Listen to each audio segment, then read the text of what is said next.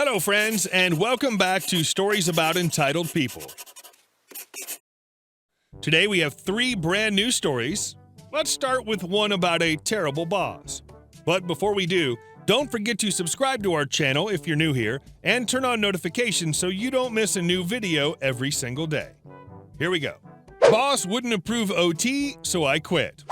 Back when I was in my 20s, I worked at a tiny coffee/wine bar establishment.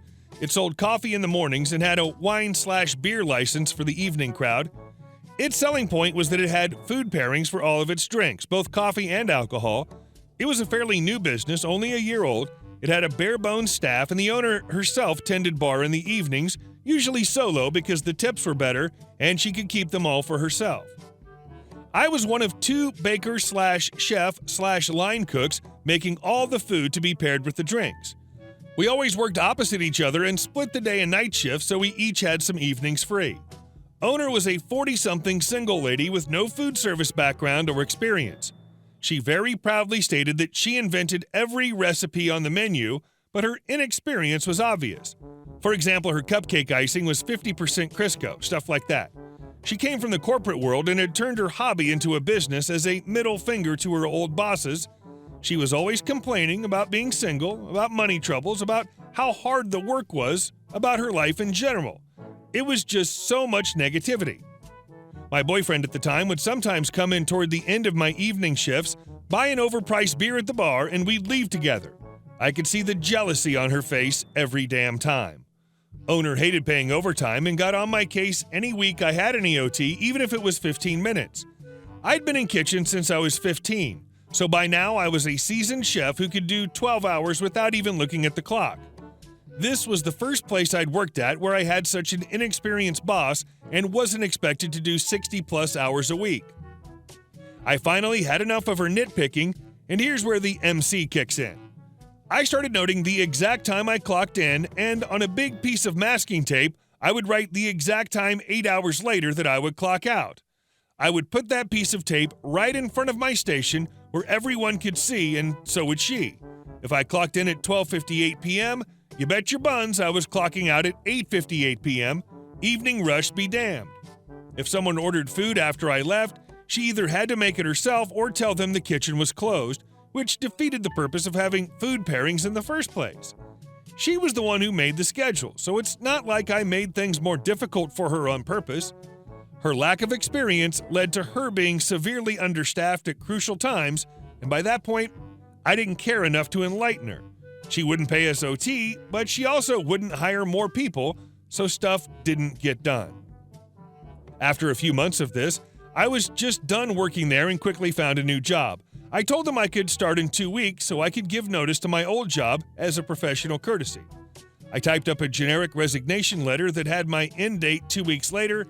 I gave it to the owner when she came in near the end of my shift. When I clocked out, she said not to bother coming in the next day. I was fired. I shrugged and left. I decided to take the 2 weeks as a staycation of sorts. At a friend's suggestion, I applied for unemployment since I was technically fired and actually got benefits for 1 week before starting my new job, so it was like a paid vacation, which is unheard of in the food world. Last I heard, the place closed after 1 year because she wasn't making money and she went back to the corporate world. She did get married, so yay for that. I wish her nothing but the best. She wasn't a bad person, just bad at being a boss. I really like how you ended this. Most people have this vindictive side, but you realize that she just wasn't a good employer. Good for you. And our next story. Expert revenge in a liberal arts world. My revenge story starts 5 years ago. I was a mere 25-year-old leaving a world of mental health behind and entering into the world of post-secondary education. I had a job working at a small liberal arts college in nowhere, USA. The pay wasn't great, but I was good at the job and liked most of my coworkers. I had a horrible supervisor. He refused to train me and instead left it to the most senior worker on staff. This person was not only the husband of a boss's boss, direct report, he was also the relative of several other higher-up workers on campus. He believed he was untouchable, and so did everyone else. He was at first kind, engaging, and all too happy to help train me. Twice my age and severely obese, it soon became clear that he was a narcissist. Thanks to my mental health background, this type of personality was easily detectable. He told me that I had nice TNA, would rub against me when passing in the hallway, and constantly asked if I thought he was the best counselor that existed in the world. He would claim he was too hot to actually have to work. He skirted policy, ignored phone calls and emails, and still somehow talked outside offices into believing that he could get things done within the office and should be the go-to person. Others in the office informed me that he would say sexual things to other colleagues, but it was never reported. I was too new and realized that he was too connected to complain to my actual supervisor. I decided to take matters into my own hands. I knew that my director was nearing 70 and would soon be ready to retire. The assistant director, my boss, was worthless and would never be advanced. Narcissist would always try for a director position, but he lacked the experience and education needed. My director left 2 years into my career at this university. I waited to apply as I knew that a joker would be transitioned out of one department into mine. Making friends in other departments is helpful. He lasted a year as our new director, then left quickly for a higher position at another university. The second time the director job became available, I applied. The assistant director, who had been at the office 12 years, also applied, as did Narcissist. I waited for my boss's boss to let me know that they would like me to apply, and I did. I got the job as director. I only applied to get rid of the assistant director and of Narcissist. I have no interest in being a leader of anything, let alone a dysfunctional office and owning a 50-hour-per-week job in a highly complex field.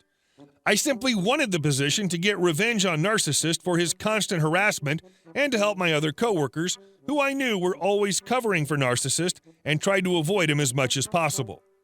Assistant director moved on within 4 months. I knew he was looking for another job after being turned down twice for the director position, and I made a few phone calls to get him out of the office. He was toxic as well, but mostly just because he was cynical and lazy. He was not my main target. Narcissist told me repeatedly that I only won director because it was a personality/beauty contest. Narcissist is the only one who couldn't see how much other people disliked and mistrusted him and the family connections he brought as baggage. For over a year, I've documented every failure Narcissist has made. He's harassed others, slacked off at work, shown up late most days, frequently taken long lunches, and has made a variety of enemies along the way. He's been doing this for 10 years. I've followed procedure and written him up. No one else ever would due to the awkwardness of family connects and the fact that he's such a nice guy when he's being his narcissist self.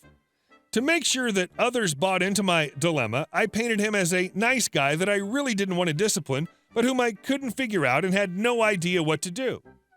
Firing him eventually became a goal of others and no longer my goal. Others finally bought the fact that he was toxic and needed to move on. Those in a higher position realized his devastation and wanted to help me out. Finally, over a year late, he's scheduled to be fired next week. Everyone is against him after some moderate manipulation and realistic presentation of the facts. I feel no guilt because everything presented is accurate, but I couldn't come across like a disgruntled harpy. I had to be nice to him every single day. I had to play a game every day. But eventually, I've reached my goal. Due to narcissist connections, I had to have the CEO, CFO, HR director, president of the school, and every boss in between sign off on firing him. I did. I can't wait to see his world crash down around him and the look on his face. Wow, you played the long game. I admire your tenacity and mature way of dealing with that jerk. You got your revenge, but you also got a directorship on your CV, which is probably going to be worth more in the long run. And our last story. Report every time you notice a problem. I was a security guard about 5 years ago with a terrible manager. He often gave us orders that reduced security, showed his incompetence, or generally pissed everyone off. He also expected you to follow even his most ridiculous orders or he would fire you on the spot. Well, he was mad one Friday afternoon because he asked why he didn't know about a problem and the security guard said, "It's been a known problem, it's on maintenance's radar." I forget exactly what the problem was. I think it had something to do with a broken, infrequently used door. So he wrote a high-priority email to the security guard telling us to write down every single time you do a patrol and anything wrong in your log, Then email each individual infraction in a separate email to maintenance with the problem and CC me. I'm sure he intended you to write one email to maintenance/him, but just to make a note in your log that, yeah, the problem hasn't been fixed yet every time you did a patrol. However, that's not what he wrote. I had the first shift after he wrote that email. He wouldn't be back until Monday, and I had 16 patrols to do in my 16-hour shift, and wouldn't you know it, there were some known problems that maintenance hadn't gotten around to yet. I wrote 5 emails every patrol, flooding the maintenance and my boss's email with 80 emails of redundant information. When my shift was over, I made sure my replacement fully understood the nuance of my boss's email and what I had done, and thus what he was expected to do. My boss came in on Monday after everyone had dutifully followed the letter of the law to an inbox full of hundreds of emails about the same 5 problems. He was not happy. Maintenance was livid. They went all the way up to the CEO, who came crashing down hard on my boss. Usually my boss would have thrown all of us under the bus, but he really couldn't possibly get past the fact that his poor choice of words had made this occur. He really tried to find something I'd done wrong, so he had a reason to fire me after that, but he never could find anything and always looked like an idiot when he tried. Hey guys, thank you all for watching the video. I'll see you in the next one.